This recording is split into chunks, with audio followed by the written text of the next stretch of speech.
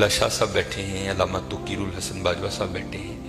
یہ فقہ کی کتابوں میں لکھا ہے کہ جب مسجد کی صفائی کی جائے نا تو جو مسجد کا کوڑا ہے نا، ظاہر ہے نکلے گا نا کوڑا کا، ریت ہوگی، مٹی ہوگی، کچھ اور بھی معاملات ہو سکتے ہیں. تو فقہ کی کتابوں میں لکھا ہے کہ جو مسجد سے نکلنے والا کوڑا ہے اس کوڑے کو اس جگہ نہ پھینکا جائے جہاں عام گھروں کا کوڑا آتا ہے، کہ مسجد کے کوڑے کا بھی ادب کرنا ہے کہ یہ اللہ کے گھر کا کوڑا ہے. اس لیے حضرت ادب کیا کرو، ادب کیا کرو، ادب کیا کرو. ادب پہلا کرینہ ہے محبت کے کرینوں میں. اس لیے جب کبھی اللہ جل شانہ کے گھر میں آنے کی توفیق ہو جائے نا تو اپنی آوازیں پست رکھا کرو. یہاں آواز بلند نہیں کرنی ہے.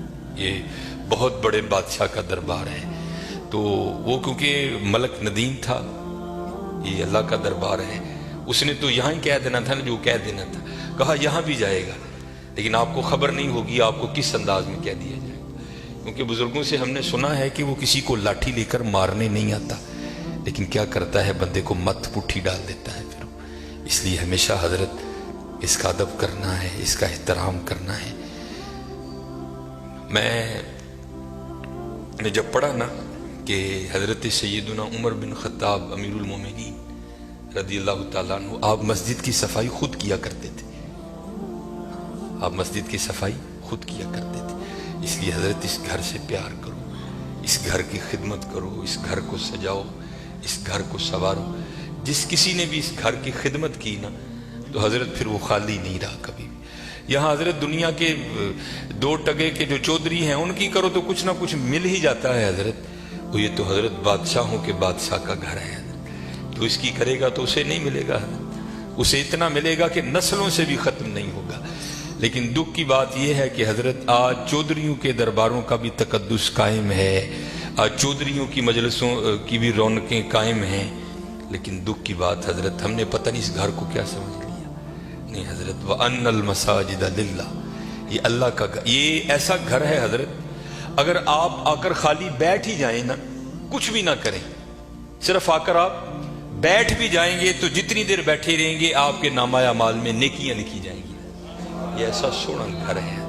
اور حکیم صاحب رحمۃ اللہ تعالی نے تو اکثر فرمایا کرتے تھے کہ بھائی سانو تے جو ملے ایتھوں ہی ملے ہے، سانو تے جو ملے ایتھوں ملے ہے. ابو بکر صدیق کو جو ملا مسجد سے ملا، حضرت عمر کو جو ملا مسجد سے ملا، حضرت عثمان غنی کو جو ملا مسجد سے ملا، حضرت سیدنا علی المرتضیٰ کو جو ملا مسجد سے ملا، ہمارے بڑوں کو جو ملا حضرت مسجد سے ملا حضرت. اور آج جو ہمارے گھروں سے رحمتیں رونقیں بھاگ گئی ہیں نا، اس کی وجہ یہ ہے کہ حضرت ہم نے یہاں آنا چھوڑ دیا ہے، ہم نے یہاں آنا چھوڑ دیا ہے. اس لیے یہاں آؤ بھی اور اس کا ادب بھی کرو اور اس کا احترام بھی کرو. یہ بہت بڑی جگہ ہے. جیسے میں نے کہا نا حضرت ہم دنیا دار ہیں نا، ہم نے پیسے کو بہت کچھ سمجھ لیا. حالانکہ پیسہ کچھ بھی نہیں ہے حضرت، پیسہ سب کچھ اللہ کی ذات ہے حضرت. اگر وہ ہے تو پیسہ کام آئے گا، اگر وہ نہیں تو پیسہ کیا کرے گا یار، کچھ بھی نہیں کرے گا. یہ مولانا روم علیہ الرحمہ مثنوی شریف میں آپ لکھتے ہیں کہ کوئی بابا جی تھے اور مال ان کے پاس بڑا تھا، اللہ نے بڑا مال دیا. وقت نزا آ گیا، ان کو پتا تھا جو میرے بیٹے ہیں وہ نکمے ہیں، مال میں نے کمایا ہے، یہ عیاشی کریں گے اجاڑیں گے، جواب اللہ کے حضور مجھے دینا پڑے گا. علماء سے صوفیاء سے ان کی سنگت تھی، صحبت تھی، مشورہ کیا. انہوں نے کرتے کیا ہیں، انہوں نے 2 وصیتیں لکھی. پہلی وصیت لکھ کے نا شاپر میں ڈال کر اوپر لکھتے ہیں اس وصیت کو تب پڑھا جائے جب سارے لوگ میرا جنازہ پڑھنے کے لیے اکٹھے ہو جائیں. ایک اور وصیت لکھی، اسے شاپر میں ڈالا، لفافے کو بند کیا اور اس کے اوپر لکھا اس وصیت کو تب پڑھا جائے جب میرا جنازہ پڑھ دیا جائے. اب چودھری تھا، میں تو اکثر احباب سے پوچھتا ہوں پتہ نہیں حضرت ہم نے تو کہیں نہیں پڑھا، شاید آپ نے پڑھا ہو تو ہمیں بھی بتائیے گا کہاں لکھا ہے کہ امیر کے جنازے میں زیادہ ثواب ہے، غریب کے نہیں ہوتا. غریب کے جنازے میں آتا ہی کوئی نہیں حضرت، پاس سے بھی گزرے گا اپنی دکان پر بیٹھے رہیں گے، غریب کے جنازے پہ کوئی بھی نہیں جائے گا حضرت. اور اگر جنازہ ہو کسی امیر آدمی کا، ہمیں اطلاع کسی بھی راسلا سے مل جائے ہم ضرور پہنچیں گے حضرت. اور یہ میں نے اب دیکھا ہے حضرت، پہلے جنازے پہ کون ملا کرتا تھا کسی سے، اب جناب جنازے پہ بھی لوگ ایسے ملتے ہیں جیسے شادیوں پر ملا جاتا تھا. اور اس کا مقصد کیا ہوتا ہے، پاجی دھیان رکھیو میں بھی آیا جی تے جے کل کو میرا مر گیا تو تسی بھی آنا جی. عجیب رنگ لگ گیا یار. आधा आधा घंटा, पौना पौना घंटा लोग हजरत बड़े वहां खड़े होकर एक दूसरे को मिलते रहते हैं। लोग जनाजा पढ़ने के लिए आ गए, इमाम साहब भी खड़े हुए, आपने लोगों को नीयत बताई। तो जो बाबे का बड़ा बेटा था ना, वो कहता है मौलवी साहब अब्बा जी होरां ने 2 वसीयतां कीतियां ने। पहली वसीयत पर उन्होंने लिखा है इस वसीयत को तब खोल के पढ़ा जाए जब सारे लोग मेरा जनाजा पढ़ने के लिए आ जाएं। अब सारे लोग आ गए हैं, कितारें बन गई हैं, सफ़ें बन गई हैं, तो आप ये वसीयत पढ़े। ये मौलाना रूम लिख रहे हैं, सन 700 हिजरी में मसनी शरीफ आपने तसनीफ की। उसमें लिखते हैं कि जब वो वसीयत को पढ़ा ना अल्लामा साहब ने, तो बाबा जी लिखते क्या हैं, जो लोग भी मेरा जनाजा पढ़ने के लिए आ जाएं और आकर भी ना पढ़ें, मेरे सारे पैसे उनमें बांट दिए जाएं। अब जब ये ऐलान हुआ ना, तो थे तो हम जैसे ही सारे, उन्होंने कहा जनाजा फर्द किफाया, चंद अहबाब भी पढ़ लेंगे, सबका हो गया। चलो अगर सवाब की बात है किसी और का पढ़ के ले लेंगे, यहां नगद पैसे मिल रहे हैं। एक निकला, दूसरा निकला, तीसरा निकला, यहां तक कि मौलाना रूम फरमाते हैं कि जितने लोग जनाजा पढ़ने के लिए आए थे ना, सब नेकी छोड़कर पैसे लेने के लिए पीछे जाकर खड़े हो गए। अब रह गए सिर्फ मौलवी साहब और बाबा जी के बेटे। बाबा जी के बेटों ने सोचा ले भाई वो पैसे तो साडे ने, ए लै लोग चले ने, चलो हुण अब्बा जी ने वसीयत कर छड़ी, ये खैर उत्थे ते रेट नहीं हो सकती, लेकिन उनको असीं भी तो लईए ना। एक बेटा, दूजा बेटा, तीजा बेटा, चौथा बेटा, चारों जाकर लोगों में खड़े हो गए। अब रह गए मोए बाबा जी और मौलवी साहब। फिर मुझे यहाँ मियाँ मोहम्मद बख्श साहब याद आए। आप क्या फरमाते हैं, जान दी वारी क्या डरोना बने, डर दे हथ नहीं लांदे, जिन्हां लई तू पाप कमाए किथे ने तेरे कर दे।